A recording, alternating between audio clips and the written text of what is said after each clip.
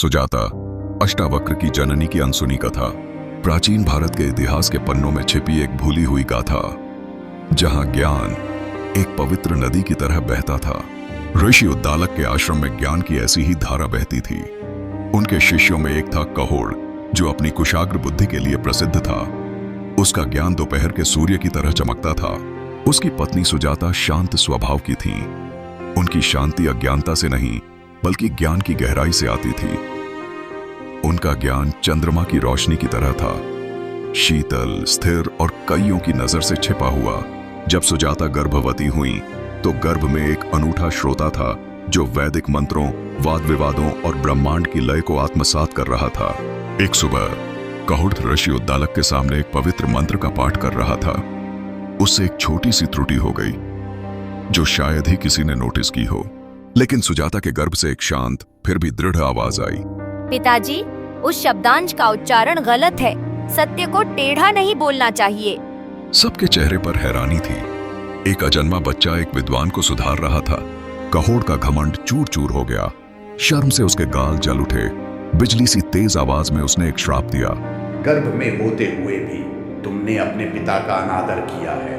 परिणाम यह होगा कि तुम 8 अंगों से वक्र यानी विकृत शरीर के साथ जन्म लोगे। सुजाता का दिल टूट गया था, केवल अपने बच्चे के लिए नहीं, बल्कि अपने पति के घमंड के लिए, जो एक गर्भस्थ बच्चे के ज्ञान के सामने टिक न सका।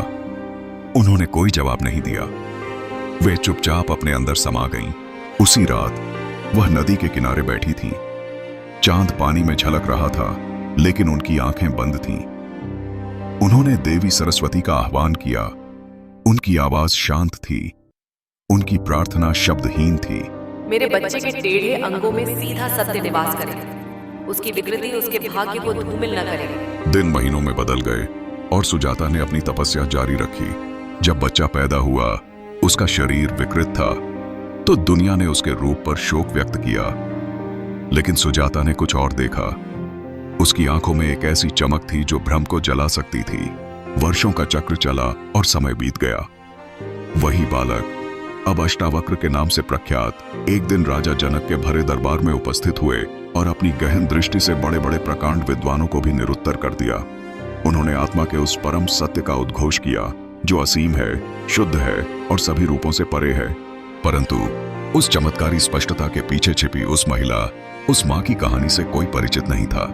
न ऋषि, न राजा, न ही समय। केवल नदी जानती थी, जहां सुजाता कभी बैठी थी, चांद को देखती हुई, खामोशी में प्रार्थना फुसफुसाती हुई।